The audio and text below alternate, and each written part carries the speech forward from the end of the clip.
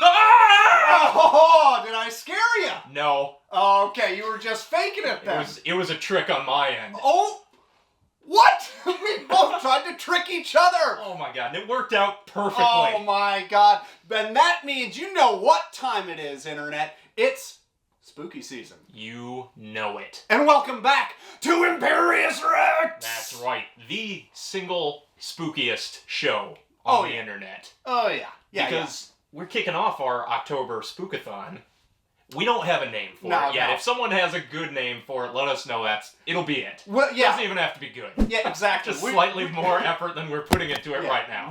We are kicking off our spooky reads this holiday season with a fan favorite. Ooh, yes. Something that has gotten a lot of traction, a lot of critical acclaim since it first published back in 2019. Oh yeah.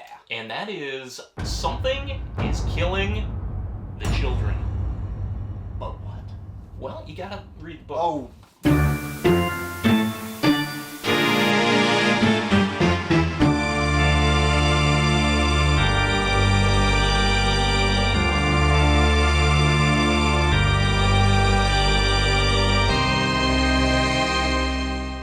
So Something is Killing the Children.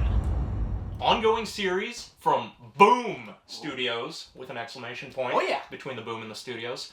Brought to us by James Tynion IV and Werther Dell'edera. Mm-hmm. God, I would love to be the fourth of anything. I know, right? I'd even settle for the third. How do you think they feel, though? They're probably like, I don't know if I want to be the fourth of something. Well, he could just leave it off. That's true. He's proud to be a fourth. That's right. So this series started in 2019, and as of now, this recording, right now, spooky season, it's 25 issues in. Apparently it's going to go on quite a bit longer. Okay. But we're just going to talk about this initial kickoff here. I could see it going longer. It's got legs. Yep. Oh, it has lots of legs on the monsters. Oh boy, so many legs! Spoilers. Oh, they got a lot of legs. Yeah. It also has created one spin-off series entitled House of Slaughter. You can see right here. Yeah. And that's not all, Neil. What? Can you believe it? Well, I'm going to ask you to tone it down a little bit. Sorry, I'll bring it down. It also has a Netflix adaptation in the works. It's supposed to be out this year, was the last update I've heard. My goodness. Which means it might not come out at all. But if it does, apparently it is being spearheaded by Mike Flanagan. Awesome. Who has brought us House on Haunted Hill, or The Haunting of Hill House. Yeah. Which one of those? Midnight Mass. Bly Manor. Dr. Sleep. He's a tour de force. I'll say. And I think this has, good qualification. I was going to say legs again, but then I was going to... Is it because you're looking at my legs? I think that's what it was. All right, I'll cover those up. Thank you. Pull this all the way down. So it's got some dicks. Apparently this was only going to be a one-shot, and it just, kept on growing, and then it was going to be just, a 5-issue miniseries, but then it just kept going, and now it's an ongoing that's going indefinitely. All right. I wonder if that has correlations between the monsters that keep growing and multiplying in these books. Yeah. Turns out we need to fill more issues. But I appreciate the chunk that we're reading. The first 3 volumes, if you want to be done, that's one story. Yeah. And then the 4th volume is actually just kind of like a flashback to how our main character got into this whole monster killing business. Ooh, boy. And I have not read the 5th volume because it's not released yet at the time of this recording. Correct. But I do like that it's in chunks. So if they did a movie, it could be volumes 1 through 3, and you're good. Yeah, they'd be wise to probably do that. Yeah. So the story, the plot of this. The children of Archers Peak, Wisconsin not too far from here. I gotta say, okay, right off the top, I gotta say how incredibly local this is for us personally. Yeah. Like, it is in this tri-state Midwest area. Oh, yeah. And it Stone's like throw has away. places that we're all like Yeah. familiar with. It's actually kind of cool. It's Yeah, like, her they license. wrote it for us. That's right. Her license is Madison, Wisconsin. Yeah. Which we have some friends of the show from. Exactly. House of Slaughter, the titular House of Slaughter is in Chicago. Chi-town. But in this story, the children of Archer's Peak, Wisconsin, are going missing, and the town's only hope lies with the arrival of a mysterious blonde woman named Erica, emissary of the House of Slaughter. Mm-hmm. And that is an ancient organization tasked with the role of hunting down and killing monsters. And wouldn't you know it, Archer's Peak, full of them. Ripe with them. Yeah. Oof. So she meets up with a young survivor named James, and the two devise a plan to do whatever it takes to stop these nightmarish creatures living in the woods from killing the children. Whew. Real quick. Yeah. Do you have, since this is kind of it feels homey. Yeah. Feels like in our neck of the woods. Yeah, Something you yeah, can relate to. Do you have any, like, formative, horrifying experience from your own childhood? You didn't get attacked by any monsters. No. That I know of. Not yet. But was there ever a moment you lived out in a farmhouse, out in the woods? Like, Yeah. Is there something that, like, has stuck with you? Any real scary childhood memory? Yes, actually. So, outside of my bedroom window, if I were to look out like this back single window out of my bedroom, it was always around, like, you could just see a peak of light still coming out over the horizon. Yeah. And I always imagined a shadow there of something. Uh-huh. It's very kind of actually similar to like what's kind So of the going on light's here. coming through your window, and I'd be see looking it. out the window, and I could see it on the horizon of something out there moving. Ooh. Just barely in the duskest parts of night, just moving around. And of course, like, living out in the middle of nowhere, you always heard, like, coyotes or animals getting in a scuffle out in the woods. And, your dad out killing out a dog. just chopping off something. Yeah, who knows? I asked myself this question. Dave, do you have any scary formative memories? And what came to mind for me was there was one time I was at a friend's birthday party or something, and he lived kind of out in the woods. Really nice house. His parents were doctors. And it was me and a bunch of friends, and we were probably 5th grade or something, and we were camped out on his big trampoline out back. So he had a dog that was just running around the yard in the middle of the night while we were there, like running under the trampoline and like setting off the motion light and all this. So that was creepy on its own. But then he tells, the kid that lives there, he tells a story that his parents have had patients that they treated show up to their house before. Distressed patients. Sure. Show up to their door. Sure. And all I could think of all night would be like, if I like looked out the tent and there would just be someone just standing like in his driveway. Oh boy.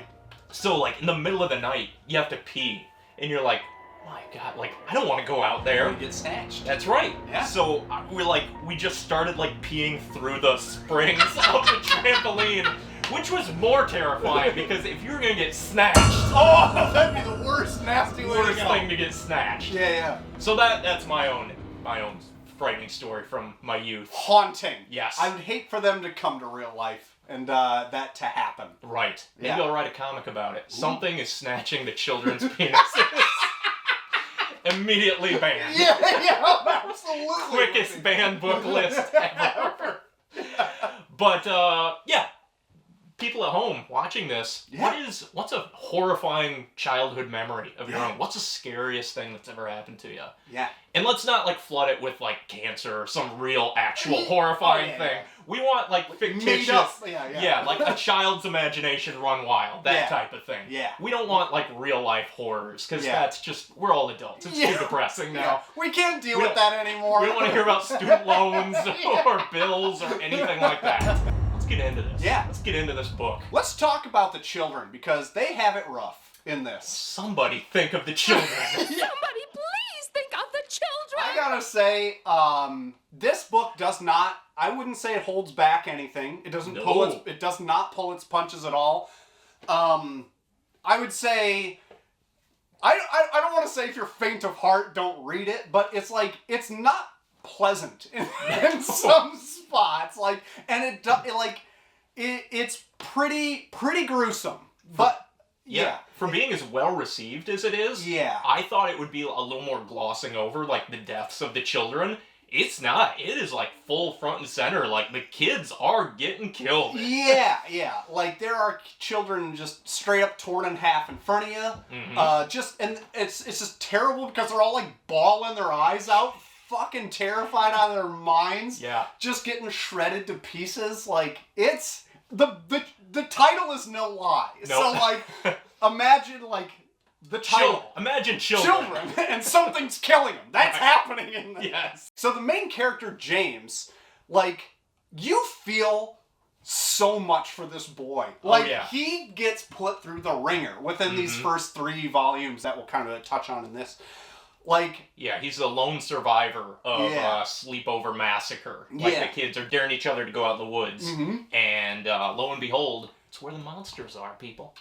Stay out of the woods. Just stay out of them. Yep. What do you need to go in there for? Wood? Not at this hour. No! One thing I think that makes this more powerful than I expected it to be is not only the fact that, like, there's kids getting butchered. That's horrible. Yeah. But... the art style is done in a way where it's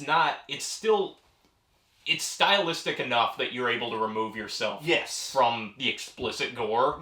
What I thought really hit hard was the trauma of the parents and everyone in the town dealing with the deaths of the children. Yeah. Because that's something that, like, that's where the writing really comes into play. And you're like, shit, this is a good book. Like, this isn't just like some phoned in, like, horror thing. Like, it is dealing with real tragedy. And you can, like, you know, swap out monsters killing children with just, like, actual child's deaths in real life. Yeah. And I think, like, the reaction from the parents and the townspeople is the same.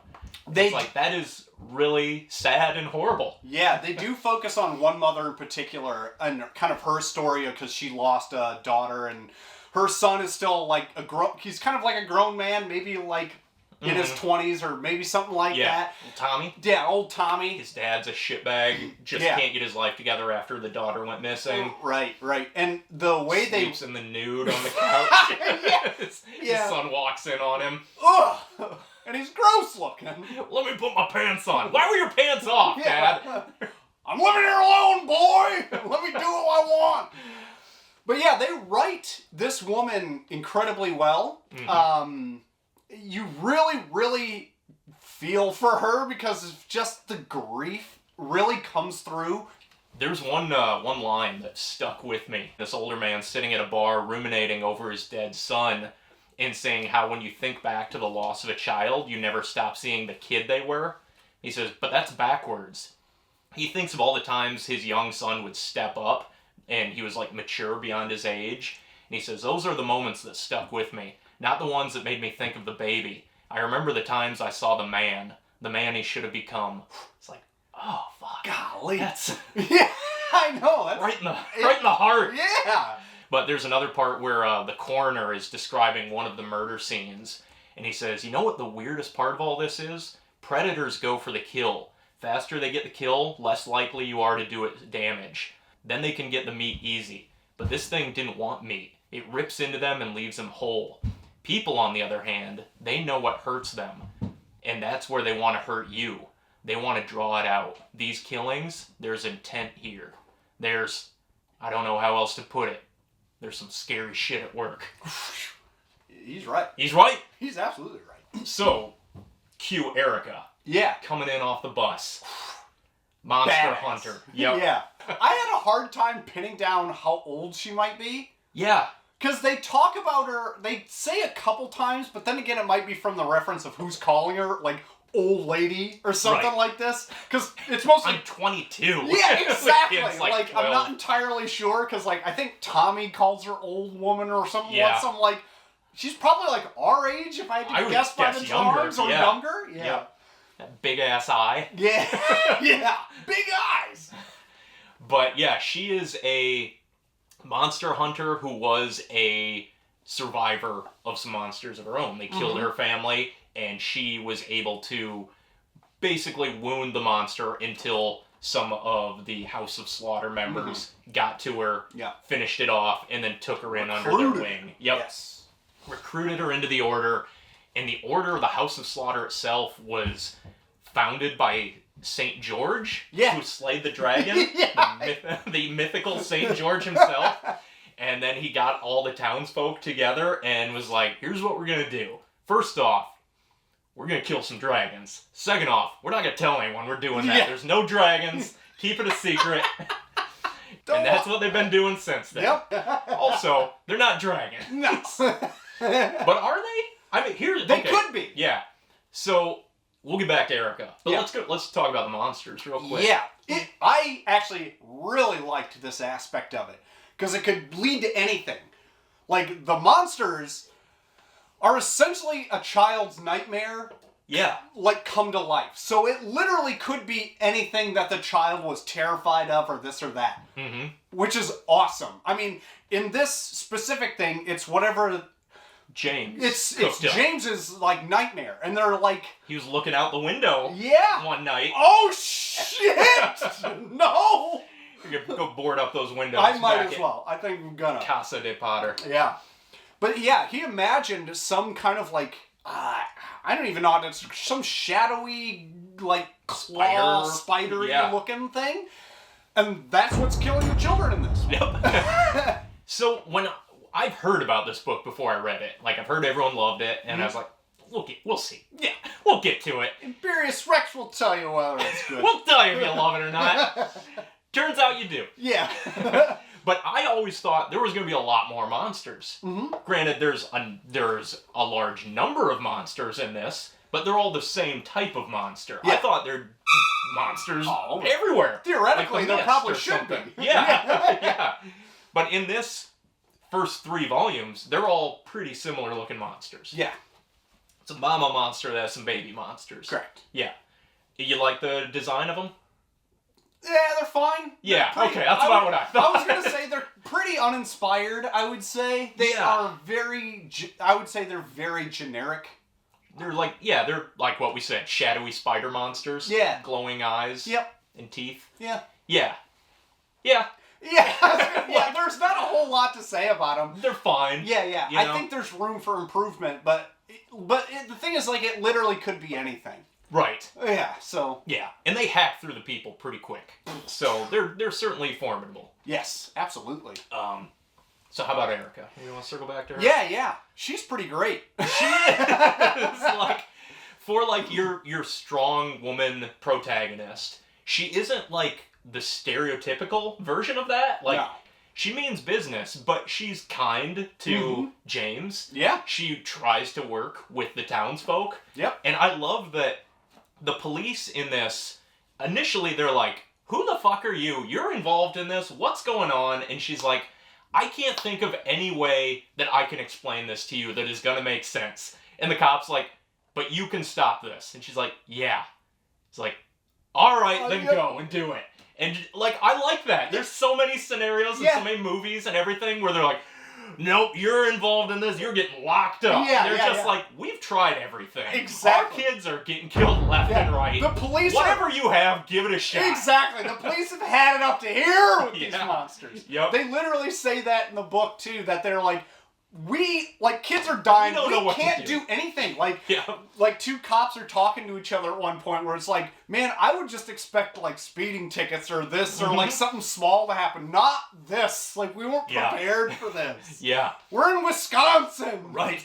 Yeah. And it's a great setup because it's just any generic small town, Midwestern town, you know. And by the end of this, she moves on and, like, she's going to go and visit another one. Like, it's so open for whatever you want to do with it. Yeah. So Erica is part of this organization that we touched on earlier, the House of Slaughter. based out of Chicago, Illinois. Chicago. We've kind of, like, they're this mythical, like, thing that kind of works like a secret shadow organization that just, like... Secret society. Yeah, polices, They're like... the skulls. Yeah, exactly. That just, like, polices monster uprisings. Yeah. And, like, want to keep it on the down low, essentially. Mm-hmm. They're every shadowy organization. I was gonna say, like, they're like the Men in Black. But they're all of those. Yeah, so this was actually kind of my one complaint about the book, if there was one. And besides a generic monster. Besides, like the generic monsters. And even then, I'd give them a little more credit than, like, this. Like, because, it's like every secret society in anything. But these people wear kerchiefs. Now that you put it that way, they're my new favorite organization. But yeah, they got a great look. They do look cool. Like, they all kind of like these cool, different colored eyes and stuff. Like, they're like bright red or like green or something like that. Yeah. The best part about this organization is their leader, who's like this old man who has like a mask version of like the handkerchief, that they wear. But all you ever see him do is talk ominously and then lower the mouthpiece to slip in a gummy worm, which was incredible for some reason. Yep. Yeah. Oh man, think how bad that mask stinks. Oh, it stinks like shit. I'm sure. And gummy worms. Yeah, gummy worms. I went on and read Volume 4 and House of Slaughter, which I don't think you did. No. And you get a lot more of that organization in that. Okay. So if this organization wasn't your cup of tea, you got off light. Because they're in it a lot more in this. Makes sense. I think maybe I liked it a little more, having read a little bit more about them. Sure. But in the initial 3, I think they keep it vague enough that it's like, okay, it's just one of those organizations, and you don't need to know all the details. Okay. They fill in some as it goes, but I mean, like, it's your standard BPRD monster hunting organization. Yeah. That's not the exciting part of this. The exciting part is following Erica. And one thing that I thought was interesting, and they still don't go into a ton of detail about it in the first 3 volumes, is her totem. Yeah. The little stuffed animal. Yeah, the stuffed octopus. I should have grabbed some of my kids' stuffed animals and brought them down here. We could all have some monster totems. Ooh. Guess this pumpkin will have to do. Yeah. There he is. But yeah, they each of the hunters has a stuffed animal totem that has a monster inside that they've killed or conquered, and it's just kind of like tied to them. And you don't get a ton more than that initially. You're just like, okay, but what's up with the talking octopus? Yeah. You don't get a whole lot on it, and I would be intrigued to know more because it doesn't offer a lot in the story too. Mm-hmm. There is one kind of plot point to it where it kind of is like she asks some kids to dream up a thing, and then it kind of like conjures up that dream or that nightmare kind of thing, which is neat. But it's like, are they kind? Are they bad? Like it doesn't really kind of hash it out. They're pretty. I guess they're bad. They're pretty shitty. But it's just they get out of that octopus. They're tearing it up. Yeah. But yeah, it was a strange. It's strange. Like, that's something I'd like to know more about. Yeah, I thought it was a good wrinkle. We've got the kind of generic shadow organization. We get this odd little stuffed animal that they carry around. Is I'm like, that okay? That's something I'm more intrigued about. So one point I might be misremembering here, but like, so only kids can see what they're the monsters. Like adults don't see any of this. So they just see somebody get lifted up to the air and ripped in half. Mm-hmm. They don't see anything about it. And the monsters don't seem to care about the adults, I guess. No. I mean, do they kill any? I don't think they do. Not that I'm aware. I just want that sweet, sweet kid blood. They sure do. like the stinky libs. Don't unsubscribe. We're very liberal. I'm making a joke. But yeah, the explanation that Erica gives James in that is because kids still believe in monsters. Yeah. And he's like, no, I don't. And she's like, believing is different than knowing. Yeah. You know monsters are not real, but you don't believe that. You hear a noise in the woods or a shadow shaped wrong, and you're still afraid. Yeah. And I was like, that's great. That's all I need. Yeah, that was an excellent explanation to that. Yeah. But the House of Slaughter, they can see monsters. Because they get that, that little puncture. Puncture into the brain? The cows. Yeah. Whenever whatever that thing is that they... Yeah. The cow killer. Yeah, that thing. Yeah, from Texas Chainsaw. Exactly. Yeah, they get something stuck into their brain that allows them to see it as adults. Yeah, I was kind of thinking that maybe that their monster totem had something to do with that, but I don't think it does. Nope, cow thing. Yeah, cow thing. Another thing I loved about this is Erica, when she's like ready to get down to business, she needs her weapons. She can't just carry them with her on the bus. Oh, no. Which I love it. That's her choice of travel.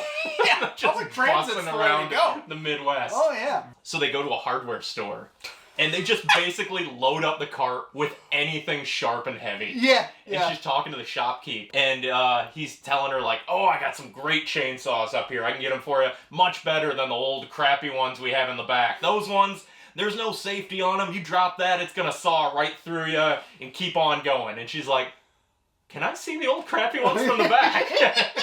Just heads into the cave, mask up. God, total badass Slicing moment. up some monsters. She's great. It is really good. Yep. And she gets, she takes some licks. Does she ever? Sews herself up right there.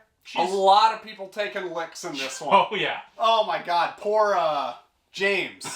I keep forgetting his name. Poor James gets shot in his guts, like right away, essentially. She's like, all right, stay out here. Don't Erica, help. I came to help you. No! And it's bad enough that he's shot, but through the whole thing, he's just complaining how painful it is. Like, oh my God. You need to keep running. So, James... Thought I heard a monster. Oh, fuck. That's the business manager. Whole different type of terror. Oh, boy. James, I'm assuming... And I don't even think I have to assume. I think he is basically the childhood stand-in of the writer James Tynion. Because he looks exactly like him. Yeah. He's got like the longer hair, the glasses. Yeah, crying all the time. He's discovering that he's gay, I think. And I believe James Tynion is gay or bisexual. And he's wearing a bat shirt. And James Tynion was writing Batman at this time. Ooh. I was like, oh. I like where you're going Is that with whole that. DiCaprio meme there? Yeah. I feel like the only other character that we should mention, and there's a lot of townsfolk and everything, but one standout is another member of the House of Slaughter who is kind of like Erica's handler, for lack of better terms. He's kind of like her liaison that's helping her out, and that's Aaron, someone who's about her age, and he's had more background in the House of Slaughter than her. The House of Slaughter miniseries is actually about him. Oh, nice. And you're like, okay, this guy's, he's going to be like a pretty major player. He seems to, they've got a past. Like, I'm sure they're going to have plenty of adventures. Nope, he just gets cut down right in his prime. Yeah, he sure does. And I love that they say, like, you're not very good at fighting, Aaron. Maybe you shouldn't be doing this. Like, and I've had more fighting experience than you. Don't you worry, you run. And then he goes out there, he's like, all right. And they just lop off his hand, and he's like, oh shit, I didn't think it would happen this quick. And then he's just chomped. And that's the end of Volume 2. Yeah. And then Volume 3 opens with them just he's all in over pieces. The pavement. Yeah, he's wrecked. Mr. Kinney. Yeah, he just got Ed 209. He sure did. Yeah. What an idiot. And like, I knew he was, because I recognized him from the cover of this, so I'm like, okay, so like this must be a pretty major player. Not at all. Yeah. You almost wonder, like, was it even worth making this backstory, knowing how he ends up? Kind of had a funny payoff, so I'll take it. Comedy genius. Yeah. Really gave it for that punchline. He kind of reminded me of the Stalk in Saga. Yes. Someone that's like, oh, they're going to have so many adventures. Dead. Cut it. Yep. So as we wind down, and we should mention, we're drinking some very spooky beers. Oh, yeah. What's yours again? Mine is Drecker Guava Brains. My goodness. Yep, double fruit smoothie sour. Very good. Mine is the Hi-Fi Nightmare. Looks like this great can. Crazy Stuart Gordon inspired nightmare.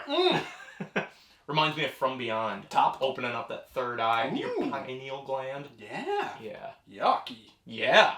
But these are goody. Though. Yeah. These are goody. These are treats. Yes, these are nice. if I had one complaint to put up alongside your House of Slaughter complaint and your half monster complaint, correct, would be the layout of the pages in this sometimes gave me pause, because there is a lot of 2-page spreads that you don't realize are 2-page spreads until you're like halfway down and you're like, that doesn't make sense, and you're like, oh, they overlap.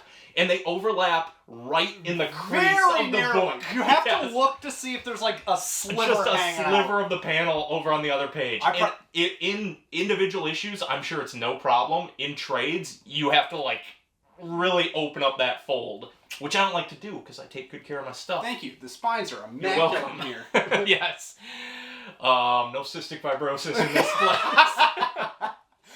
But yeah, it's fine. It's it gives you the widescreen, and you can just kind of like keep going through them. There's usually a lot of panels per page, but I just like had to train myself that if it looks like there's a lot of panels, like, all right, I'm thinking it's going all the way across the page. But they always cut off right in the spine, too. They do. It's like, just make it bleed over more. More. I probably did that a dozen times. Yeah. So, yeah, I had the same thing.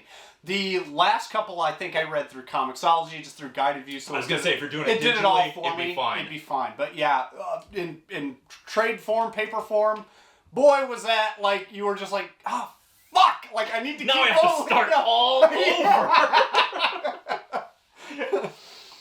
But as far as the artwork's concerned, that's the only gripe, because the rest of it is awesome. Yeah, I did like the artwork. I love the artwork. We mentioned it's like, it's stylized, you know, which helps, because if this was like a gritty, realistic portrayal, it'd be just too much. So sad. Too many dead kids. Yeah. And they are just torn to shreds in this, too. Yep. Like, as we said, it pulls no punches. To shreds, you say. To shreds, I say. But overall, I would say a very fun, easy, breezy, beautiful read. Oh. Yeah, I flew through these. They were really, like, it's not like Scott Snyder amount of text or anything like that. And there's a cool, like, action spreads, too, that are really awesome. Yeah. So, yeah, you'll breeze right through it, and it's a fun, easy read. Yep, great dialogue. Yeah. Doesn't shy away from the horror aspect, and does a really good job, as we said, of, like, incorporating trauma and grief along with. It's not just, like, gore and bloodbath stuff. Also does a very good job of, like, queer representation. Oh, yeah. A handful of characters are gay in it. Yep. Mythology is interesting. They bring in, like, the St. George the Dragon Slayer. And you got a very likable, badass woman lead. Absolutely. It's got it all. Yeah.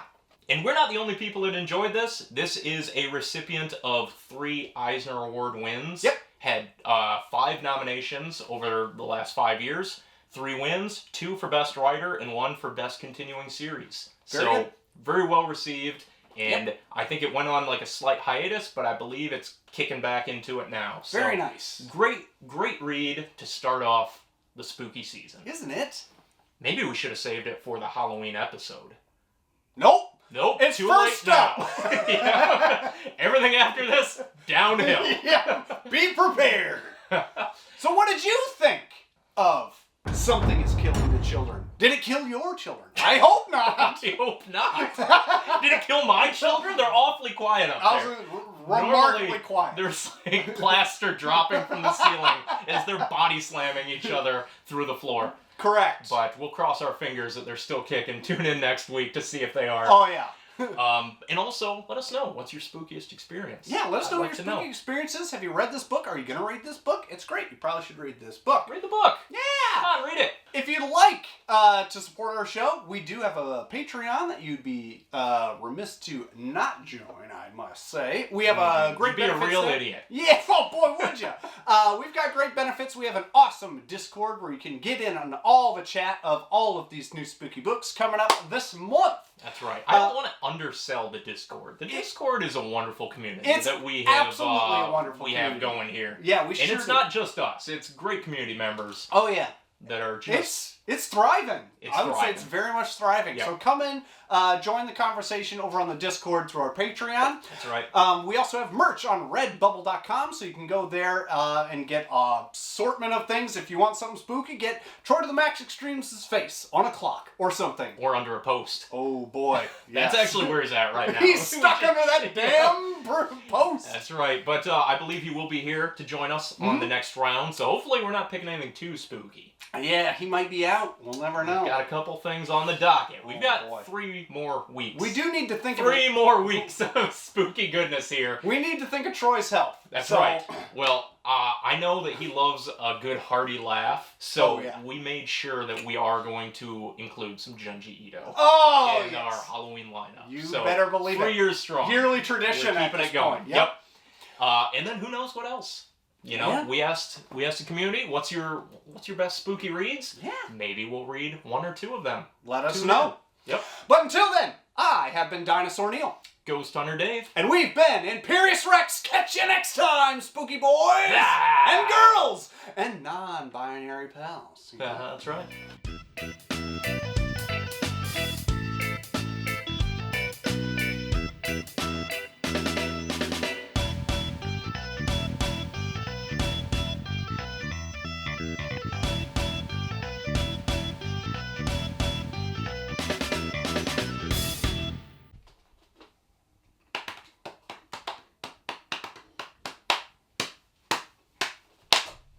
You go.